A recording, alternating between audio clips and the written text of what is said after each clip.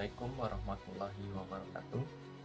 Pada video kali ini saya akan menjelaskan tentang sukses pembangunan tidak faktor tunggal ekonomi. Pada subbab pertama, yaitu filosofis dasar pembangunan dalam ekonomi Islam. Khursyid Muhammad meletakkan 4 dasar filosofis pembangunan dalam Islam. Yang pertama adalah tauhid, yaitu hubungan manusia dengan Tuhannya, yaitu Allah Subhanahu wa taala. Yang kedua adalah rububiyah, yaitu yang menyatakan dasar-dasar hukum Allah. Yang ketiga yaitu khilafah, yang menjelaskan status dan peran manusia sebagai wakil Allah Subhanahu wa taala.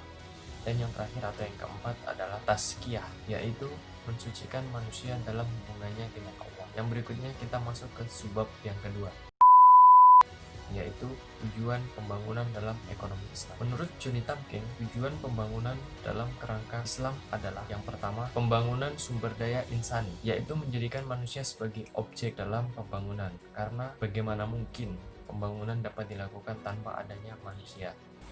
Yang berikutnya atau yang kedua adalah yaitu pertambahan pengeluaran yang bermanfaat. Yang ketiga, peningkatan kualitas kehidupan, yaitu dengan adanya lapangan kerja. Kemudian bagian yang keempat adalah pembangunan yang seimbang, artinya pembangunan yang merata, tidak ada ketimpangan yang terjadi di dalamnya. Yang kelima yaitu pembangunan teknologi baru, dan yang terakhir adalah yaitu pengurangan ketergantungan terhadap utang luar negeri. Oke, selanjutnya kita masuk dalam subbab yang ketiga, yaitu faktor-faktor pembangunan. Faktor pembangunan tidak hanya berasal dari faktor ekonomi saja, melainkan dari faktor non-ekonomi juga. Pada pembahasan kali ini saya akan membahas terlebih dahulu yaitu faktor ekonomi. Di dalam faktor ekonomi yang pertama adalah sumber daya manusia. Sumber daya manusia adalah aspek terpenting dalam pembangunan suatu peradaban. Di dalam Islam, kekuatan akhlak merupakan salah satu aspek penting dalam menggalakkan pengetahuan dan pendidikan. Yang berikutnya adalah sumber daya alam. Sumber daya alam adalah segala sesuatu yang disediakan oleh Allah Subhanahu wa taala untuk dapat dimanfaatkan secara optimal oleh manusia.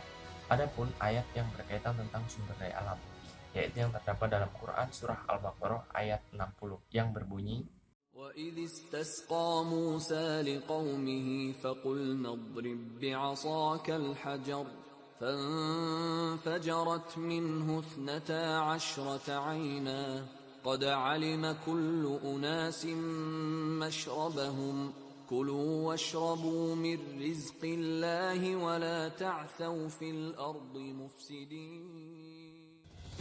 Ayat di atas kita ketahui bahwa Allah telah memberi mereka masing-masing sumber daya alam untuk dapat dikelola secara optimal. Yang berikutnya atau yang ketiga adalah sumber daya modal, dan yang terakhir atau yang keempat adalah teknologi, karena suatu daerah atau wilayah dapat dikatakan maju apabila memiliki teknologi sendiri dan tidak tergantung pada teknologi dari negara asing.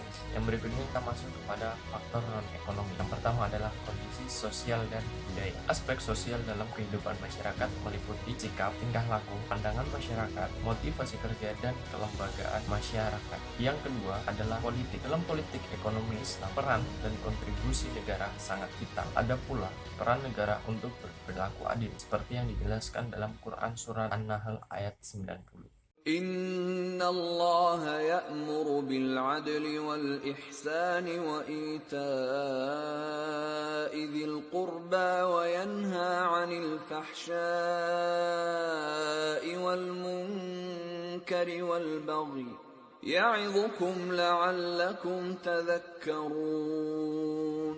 Menurut tafsir Quraisy, Allah memerintahkan para hambanya untuk dapat berperilaku adil dalam setiap perkataan dan perbuatan. Yang sub 4 dalam pembahasan kali ini atau yang terakhir adalah keberhasilan pembangunan tidak hanya faktor tunggal ekonomi. Oke, hal itu dapat kita lihat dari kebijakan fiskal yang telah dilakukan oleh pemerintah dengan adanya subsidi BBM, penggunaan biodiesel, dan tax amnesty. Alhasil dari adanya kebijakan tersebut, maka pendapatan nasional Indonesia pada tahun 2018 menjadi 8,03%, yang mana pada tahun sebelumnya pendapatan apabila dikalkulasi adalah 10.037 triliun, yang kemudian menjadi 10.833 triliun. Nah, dari hasil di atas, maka kita bisa tarik kesimpulan bahwa keberhasilan pembangunan tidak hanya faktor ekonomi saja seperti yang dijelaskan di atas, yaitu faktor manusianya, bersumber dari alam, termodal, dan teknologi. Tapi ada yang menentukan keberhasilan suatu ekonomi adalah keadaan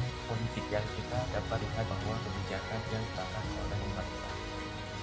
Mungkin itu saja yang dapat saya sampaikan pada kesempatan kali ini. Apabila ada kesalahan dalam video ini, saya mohon maaf. Apabila video ini juga banyak kekurangannya, saya mohon maaf. Sekian dari saya. Wassalamualaikum warahmatullahi wabarakatuh.